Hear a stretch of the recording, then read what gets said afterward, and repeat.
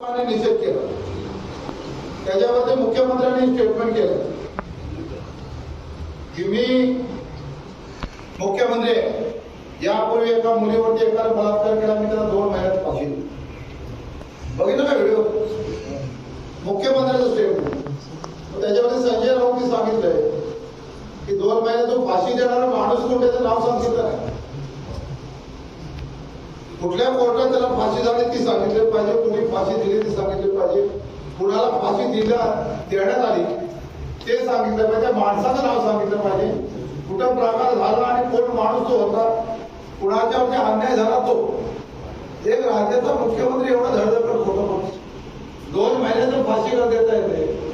तुमचं 90 दिवसात चार्जशीट झालं, तुमचा न्याय निवाड्यावरला साक्षीदार तपासला जातो, घटनेप्रमाणे चालणारा आपला देश आणि कोर्ट आहे, पण तू कसा का 2 महिन्यात त्याच्यामध्ये फाशी दिली आहे ना?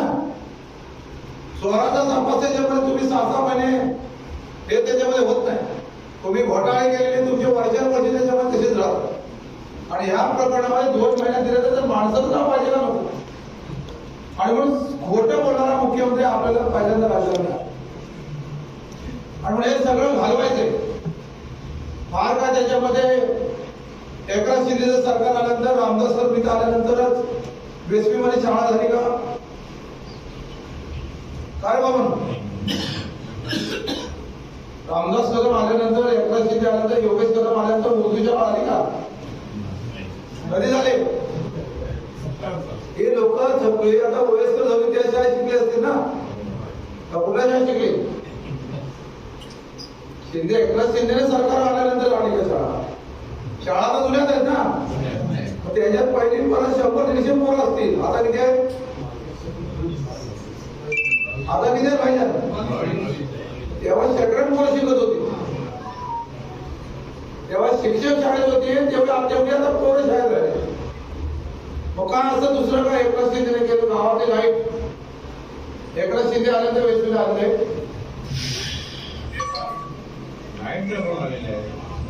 लाईट तर कधी किती 5-25 वर्षापूर्वी एकनाथ शिंदे आल्यानंतर ह्या रस्त्याला एसीची वाढ झाली काय? मग असं काय केलं? खारोपाडीला ओढ गेलं, वरती सातोडाला झालं, काय असं चांगलं काम केलं त्याला? चोऱ्या केल्यामुळे तिकडे जाऊन तिकडं त्या सरकारमध्ये भेटले।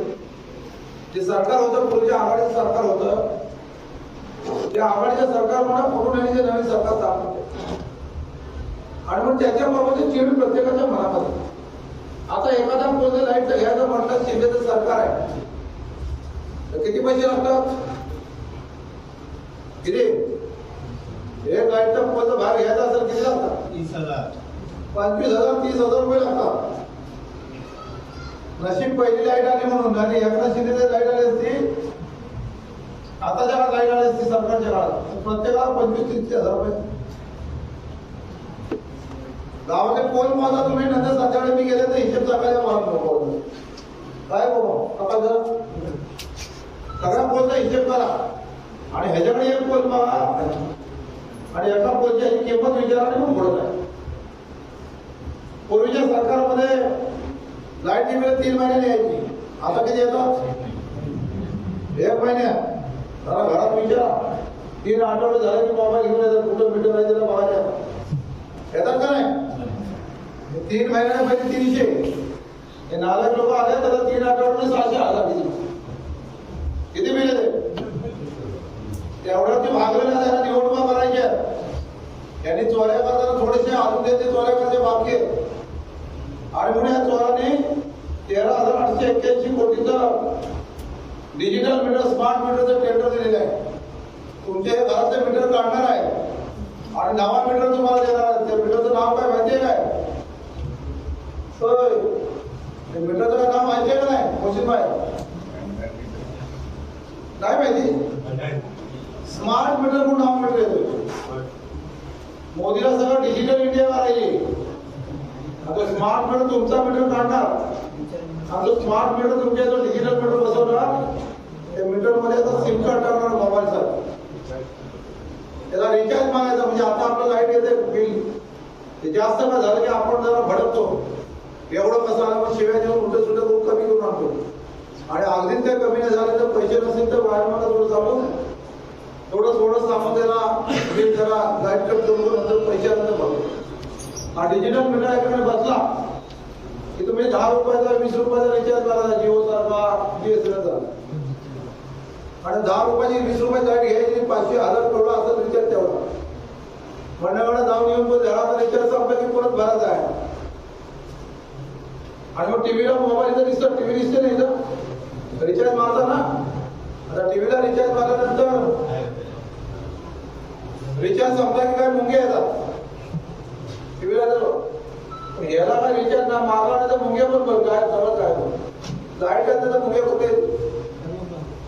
आणि म्हणजे आपलं हे मीटर त्याच्यामध्ये घेऊन येणार आणि म्हणजे मीटरला आपल्याला विरोध करायचा आहे, करायचा ना पाहिजे आवडेल तुम्हाला एक दोघांनी बसा बाकी तर जाऊ दे आहे ना. आणि ह्याला मीटरला विरोध करायचा असेल ही तरुण मुलं दिसतात ती चांगली मजबूत आला बसवायला की थोडासा काय करा ना कार्यक्रम त्याचा बसवायला आला की थोडं हाकलून लावायचं थोडंसं अगदीच काय त्याच्या कानावर हात लावला काय वकील कोर्ट लावला तर आम्ही करू मदत करू थोडीशी तो मीटर त्याच्यामध्ये बसवायचा नाही काय. तर वाईट गोष्ट आपल्याला स्वीकारायची कारण इथे 100% तुमची काठी फक्त आमच्या हातात द्या. नाही तुम्ही कपडे लावा आम्ही रोजच लढतो. आता सुद्धा मी मंडळाच्या तहसील ऑफिस मध्ये गेलो होतो, संतोषी होते त्या तहसीलदारच्या खाज्यामध्ये वरती मेन कापड टाकलेले खाली छत्र्या घेऊन आतमध्ये लोक दाखले काढतात. तहसीलदार एवढी गर्दी लागली असेल तर तहसीलदारच्या बाहेर झेंडा लावलेला आहे. स्वातंत्र्य दिनाचा झेंडा परत 15 वर्ष फडकवला. त्या झेंड्याची किंमत किती असेल किती किती असेल 36 लाख रुपये. किती या हरपपूर लोकांनी झेंडा पण सोडला नाही पैसे काय या झेंड्यापेक्षा आणखी 2-4 फूट उंचीचा झेंडा कोकणपती विद्यापीठ तो 11 लाखाचा आहे.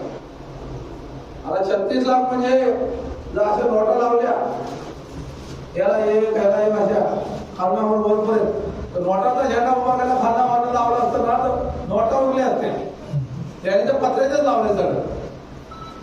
36 लाख रुपये काय कशात पैसे खायचे त्याचे तर थोडं ठेवायचं का नाही. देशाला स्वातंत्र्य मिळवण्यासाठी ज्या लोकांना बलिदान दिले त्यांचे आपण जयंत्या साजऱ्या करू आणि त्यांनी देशाला स्वातंत्र्य मिळवून दिल्यानंतर झेंडा लावताना हे झेंडा पण पाहिजे सोय आणि मग सगळं लुटणार हे सगळं हे थांबवलं. अगदी निवडणुका करायच्या तर निवडणुका करताना आता जिंकता येत नाही तर ती लाडकी बहीण आणली बाबा बघितली ना. लाडकी बहीण आताच का निवडणुकीच्या तोंडावरती एवढे भाव चांगले होते तर आधी काय बहीण नव्हती काय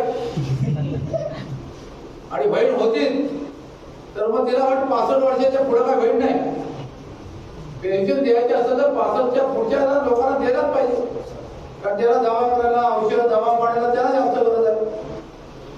मरे पण बहीणच म्हणतो का मी एकदा 65 झाल्यानंतर बहिणीची मदत संपलेली नातं संपलं.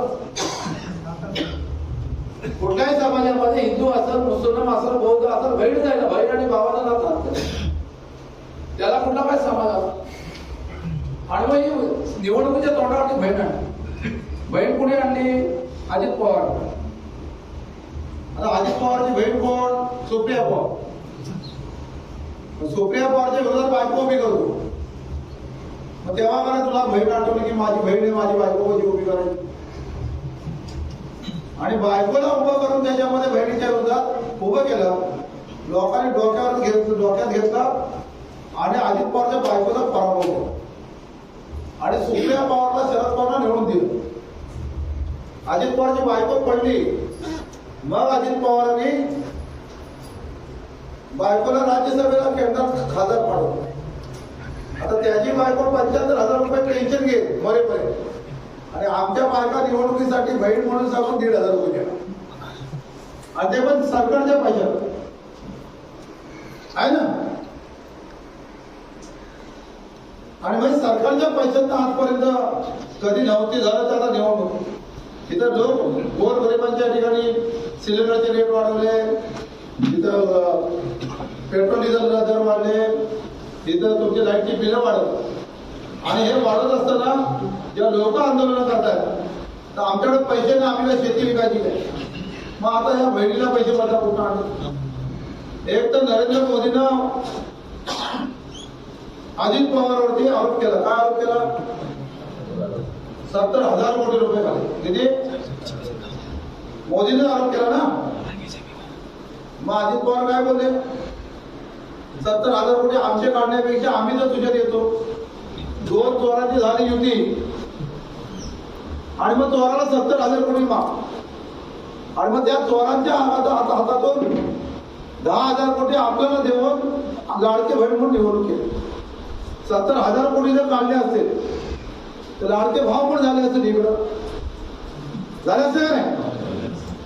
आणि मग लोकांचं चिडवायचं, आम्ही बहीण लाडकी बहीण दिली, लाडकी बहीण दिली. आता लाडक्या बहिणीला परत 2 दिवसापूर्वी मुख्यमंत्री एकनाथ शिंदे रत्नागिरी झाला तर 40 गाड्या मंडळगडात गेलेल्या, त्या बहिणीला गाडीचा नेलेल्या, बहिणीला खायला पियाला सगळी सोय आणि त्या गाड्या बहिणीचा नेऊन दिल्या. बहिणीला कशासाठी? टाळ्या वाजवायसाठी मुख्यमंत्री आहे. पण टाळ्या वाजवत असताना त्या मंडळगडच्या एसटी स्टँडला शिक्षक त्याच्यामध्ये होते. ते सकाळी शाळेत जाणार शिक्षक, त्या ज्या शाळेत जाणार होते त्या शाळेची चावी त्या शिक्षकांकडे. शाळेत येणारी मुलं त्या शाळेत आली आणि शाळेच्या शिक्षकाला त्या मंडळगडच्या स्टँडला एसटीला गाडी नाही, मग तो एसटी स्टँडला बसून राहिला. शाळेत पोरं शाळा न उघडता शाळेच्या बाहेर तिथं उभे आहे. हे पोरं ना शिकले तरी चालते, पोरांचा अभ्यास पुढा चालत केलाय. पण निम्म माझा आपलं अजून कसं बोलल्यामध्ये जवळजवळ मुस्लिम समाजाचं मतदान बाजारपेठचा 10 मत आहेत.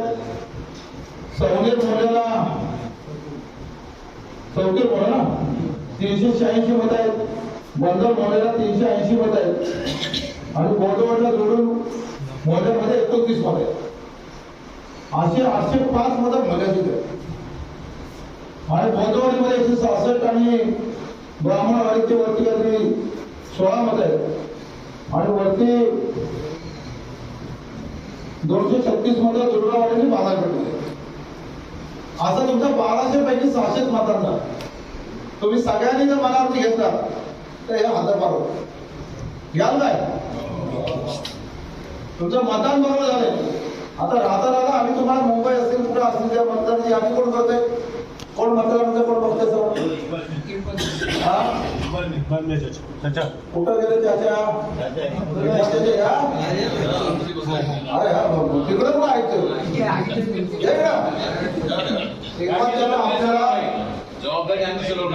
जबाबदारी यांची. आम्ही तुम्हाला गाडी माणसं कुठं मुंबईत असेल, मार्गावला असेल, ससूरला असेल, वेगळ्या पिंडीला असेल, तुमचे कुठं असतील हे मतदान आहे ते झाडून तुम्ही काढता. त्यांच्या डोक्यात मस्ती आहे आणि म्हणजे बडबडत आहे. रामदास कदम वाटेल ते बोलतो समाजामध्ये. कोण बोलतंय का त्याला? कुठल्या समाजामध्ये कोणाला जन्माला येणं, आम्ही हिंदू आहे, तुम्ही मुस्लिम आहे, दुसरं बौद्ध असेल, शीख असेल, कधी ठरवून येतो. ज्याला ज्याला प्रत्येकाचा समाज प्रिय आहे ना, त्या समाजावर टीका करण्यापेक्षा तुम्ही चांगलं करा ना. मुस्लिम समाज असलं की त्याच्यावरती काहीतरी वाईट त्याच्यामध्ये बोलायचं आणि तोंडाला फाशी झालेले लोकही सातत्यानं वाद लावायचं काम करतात, त्याच्यामध्ये सातत्याने करतात आणि म्हणजे लोकांच्या डोक्यात गेलेले आहे ना कोण मतदान करणार आणि मग नवीन नवीन काहीतरी करत असतात आणि मग त्यांना एक हिंदू मुस्लिम, हिंदूला देऊन सांगा तुम्ही मुस्लिमांना शिव्या दिल्या का नाही, त्यानं असं काय केलं काय, असं केलं का नाही. तरी पण आपल्या मुस्लिम समाजाचे काही दलाल लोक आहेत का नाही? 1-2 दलाल आहेत, त्या त्यांच्या खिशात पडला ही देहकडे काय होते शिव्या आमचं काय जात काय असं आहे. परवा सुद्धा या ठिकाणी मंडणगडमध्ये एका बाहेरचा कॉन्ट्रॅक्टर होता, त्याने एका आपल्या हिंदू मुलीला त्याच्यामध्ये त्याचं काय जमलं त्याला घेऊन गेलं. लगेच 1-2 दिवस त्याच्यामध्ये आधार बंद करून लागले, व्यापाराचा बंद करून लावले, लागले वाढायला लोकांना चिडवत सुरू. मी संतोषचं अभिनंदन करेन. त्यांनी पोलीस स्टेशनची भूमिका घेतली की हिंदू आणि मुस्लिम हा जो काही विषय तुम्ही काय करताय त्याची पोरगी पळून गेली किंवा ती पोरगाला काय केलं त्याने केलं कृत्य, त्याच्यामुळे अख्ख्या समाजाला वेटीस कशाला जात, अख्ख्या समाजाला त्याच्यामुळे काय आहे का? उद्या समजा हिंदूने कुठली काय कोणाची आणली मुस्लिमाची, तर तुम्ही तुमचं तेवढं बंद करून तुम्ही तसं काय करणार आहे का? आणि म्हणजे परवाची जी भूमिका संतोष शेट्टी होती ती सगळ्या न्याय निघाली. त्याला विचारलं, त्याची मुलगी पळून गेली मुस्लिम समाजाच्या मुलाबरोबर, त्याला विचारलं तुझा वाद त्या मशिदीशी आहे की तुला पोरगी पाहिजे? त्याने सांगितलं मला का मशिदीची नाही, मला माझी पोरगी आलीच म्हटलं. मग तू कशाला आहे, तू तुझ्या खाद्या बंदूक ठेवून जे काय वाद तयार करताय ते जे कोण आहे तर त्याच्याशी माझा संबंध नाही. मग त्या विषयामध्ये सगळा विषय परवा भेटला नाही तर हिंदू मुस्लिम त्याच्यामध्ये मंडळगडमध्ये पण याच्याकडे सुरू केलं. ते काय जे काय चौकडी काय वाईट लोक आहेत ते सातत्याने त्या ठिकाणी वेगळ्या पद्धतीने एखादा प्रकार घडतोय त्याच्यामध्ये वाईट कधी होतं ते बघत असतात. आणि म्हणून आपण एवढ्या वर्ष पुढे बघितलं जातं त्याच्यामध्ये मिठाचा खडा कसा पडेल, मिठाचा खडा कसा पडेल काम त्या ठिकाणी करताय. आणि म्हणून तुम्ही आपण याच्या ह्या वाईट कृतीला तिथं काढलं पाहिजे आहे ना. हे सगळं असं नाही नेमकं काय चालवणारे लोक त्याच्यावर तुमचं लक्ष असलं पाहिजे. निवडणुका होतात जातात ते पुढे उद्या निवडणूक आहे आणि काही शेवटची निवडणूक आहे, पुढे निवडणुका होणार तर निवडणुका येतील जातील, पण तुमचे आमचे संबंध पाहिजेत ना. कोण जिंकला कोण हारला त्याच्यापेक्षा काय त्याच्यापेक्षा आपला तालुका शांत राहायला पाहिजे. आपण सगळ्यांनी पुढे बोलून एक ठिकाणी राहिलं पाहिजे आणि तालुक्यात शांतता राहिलं पाहिजे. जरा काय झालं की लागले निघायला ओरडायला सुरुवात तिथं. आणि म्हणजे हे सगळं करत असताना आपण सगळ्यांनी जे मतदान केले त्या मतदानात वाढ झाली. तुमच्या लोकांच्या जबाबदारी घेतोय, बाकीच्या वाड्या वस्तीमध्ये तुम्ही त्याच्यामध्ये काम केलं पाहिजे. विकासाची कामं होतच राहतात. आज रस्ता केला तो उघडणार नाही याची खात्री कोण देणार आहे? उघडणार नाही. पाईपलाईन केली तर फुटाळच आहे. आणि म्हणजे माणसं त्याच्यामध्ये जोडायची असतील तर माणुसकीने त्या ठिकाणी जायला पाहिजे. पुढच्या काळामध्ये कधी अपघात असेल, कधी प्रसंग असेल, कोरोनाच्या काळामध्ये सगळेजण त्या ठिकाणी जेव्हा रोग आला तेव्हा हे पुढारी पळाले होते. कोण दिसत होता योगेश कदम, कोण दिसत होता रामदास कदम. लोक मेली, कुणाच्या माहिती मारायला गेले, तिथे हात मारायला गेले, बघायला गेले. उलट पक्षी त्याच्यामध्ये सरकार मला त्यांनी लस आणली. त्या लस आणल्यानंतर मोदीने एवढी काही जाहिरात केली त्या जाहिरातीच्या लसीवरती पण नाव मोदी होतं ना. लोकांनी पळून पळून घेतली, मला नाही भेटली तर मी मरेल, तुला नाही भेटली तर तू जगणारच नाही. लोकांनी एक एक दोन दोन तीन तीन किती इंजेक्शन घेतले. हा तुम्ही तीन, तुम्ही कोरोनाचे किती एक एकावर भागणे गेले नाही. तुम्ही दोन दोन तीन तीन इंजेक्शन घेतले. जे घेतले नाही ते हात वर करा, हे बिंदास आहे. तुम्ही घेतलाच नाही शाबास. तिकडं नाही घेतले ना ते आता बऱ्यापैकी आहेत, पण घेतले. सकाळी रोज एक फोन होतो, ह्याला दाखवा गेलाय, त्याला दिसत नाही, त्याला अटॅक आलाय. सगळी लोक या इकडे चालायला लागले तर रस्त्यात चालता येत नाही. फक्त अशी माजलेली फुगलेली दिसत आहेत, पण रस्त्याला चालायचं दम निघत नाही. एक दोन डझन आंबे घेतले तर त्याच्यामध्ये आंब्याची पेटी करणे वरती आणता येत नाही, वजन दोन पिशव्या घेता येत नाही. सगळे लोळे पांबळे झाले. म्हणजे आता सर म्हणतात ना तुम्ही 80 काय याच्या पुढे लस घेतले ना बऱ्यापैकी दरवर्षी 80-70 मरते. अशी परिस्थिती रोज बघा. आम्ही मुलं हॉस्पिटलला सकाळचा फोन येतो, भाऊ हा आल्याला बघायला या. अगदी चांगली पोरं. आमचा एक माजी नगराध्यक्ष परवा सुद्धा असं अटॅक आला.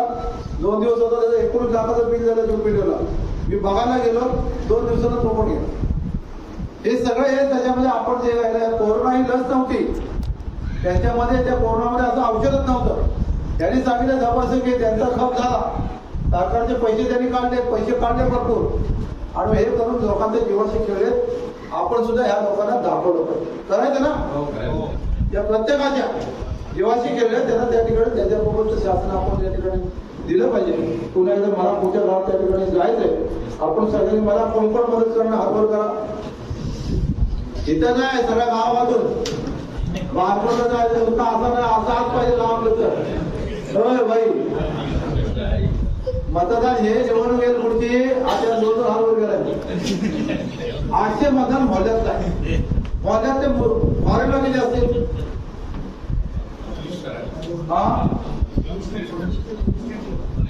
अरे 100 असतील ना, 100 असतील ना, 700 असतील. आपण 700च्या 700 शोधून आहे. पावणे 700 झाले की नापास. 700 साठी जेवढ्या गाड्या लागतील तेवढ्या आपण देतो. पण त्याच्यामध्ये कोणतरी झाला लोक येतील इकडं ऐसा काय करतो पैसा करत मी त्याला ऍडव्हान्स घेतलाय रामदास भाई साहेब थोड्यात मला काय करत मला काम पाहिजे ऐसा का बोललं तर काय पैसा करायचा तर त्याच्यामध्ये तुम्ही थोडस लक्ष ठेवलं पाहिजे. बऱ्यापैकी या ठिकाणी आता जे वातावरण आहे याचं 100% जर तुम्ही मतदान केलं ते रामदास कदम शिवाय वेळ देणार ही गँग ही आवडत राहणारच. त्याला गाडायला तर आपल्याकडे एकच आहे आपलं मतदान. पण तुम्ही घराघरात केलं तुम्ही स्फोटात होता ना सिलेंडरच्या बघितलं आता दाढीवाडा जरा सिलेंडरच्या स्फोटात होते त्यांनी सिलेंडरला दाब दिली नाही तर रामदास कदम काय दाब देत नाही का नाही. ती वाजली बिजलेली होती मी होतो तिथं वाशिम हॉस्पिटल मी आलो होतो का नाही जेव्हा सिलेंडर स्फोट झाला मी तेव्हा तिथं आलो. कोण आले काय बघायला रामदास कदम वगैरे ते काय नाही निवडणूक आली कोणते येतात आणि म्हणून मला तुम्ही काम करणार मला 10-20 लोक नाही त्यांचे नाव दे तरुण पिढी असत तुम्ही आपण सगळ्या मोहल्ल्यात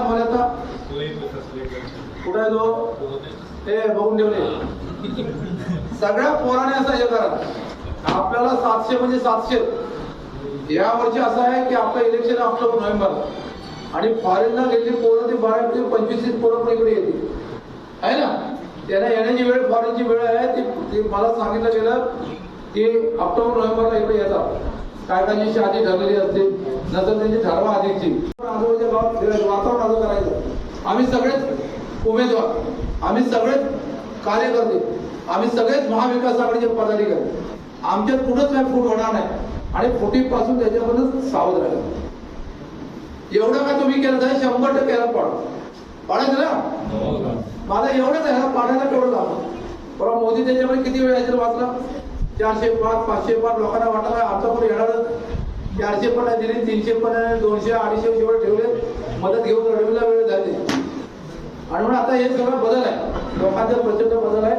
आपल्या इथं सुद्धा यांनी अंगणवाड्या इकडे तिकडे पैसे वाटून 2 मतं नेले त्याला त्यांना मतं देणारा कोणाचा माणूसच नाही.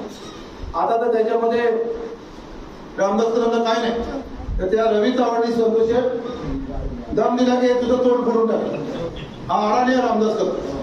मला सुद्धा पत्रकारांनी विचारले की हा रामदास कदम कमीत कमी तेवढं तरी वाचल रामदास कदमाची भूमिका काय.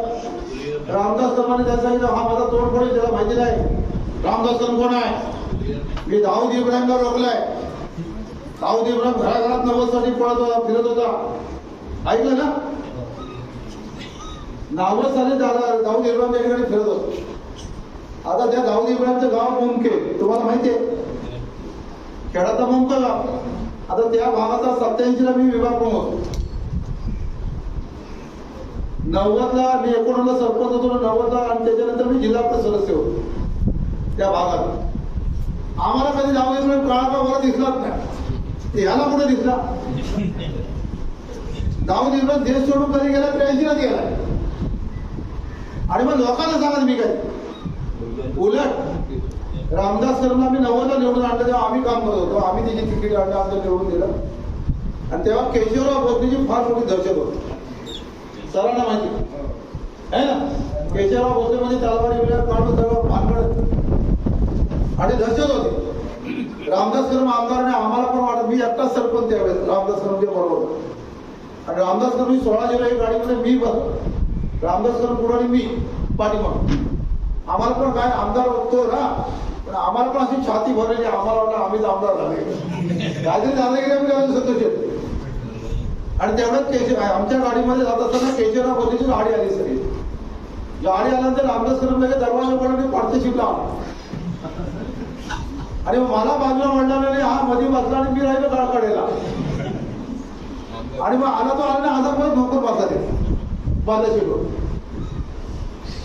आणि तोच आता सांगतो मी त्याच्या दाऊदच्या इब्राहिमला 90 साली मी त्याला घराघरात फिरत मी त्याच्याकडे हा कुठे गेला होता हे बघता 4-10 पोलीस घ्यायचे गरज नाही बाहेर आणि सांगायचं लोकांना गळ्याच्या टीव्हीला भडकवून काय बघा मी म्हणजे काय. आता शिवाय तिथं उद्धव ठाकरे म्हणून रडत होता आता काय वाटायला आणि हे सगळं थोता नाही ह्यांना सगळं चपायचं असेल तर ह्यांना त्या पद्धतीने तुम्ही काम केलं आता मला येताना समर्थ संतोष की रामदास आठवले खेळ आले.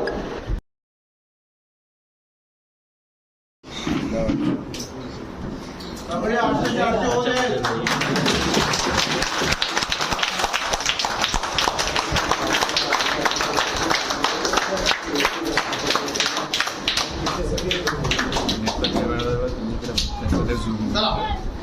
आज आपण या कार्यक्रमाला उपस्थित राहिल्याबद्दल वेस्टिंग ग्रामस्थांच्या वतीने सर्वांचे आभार.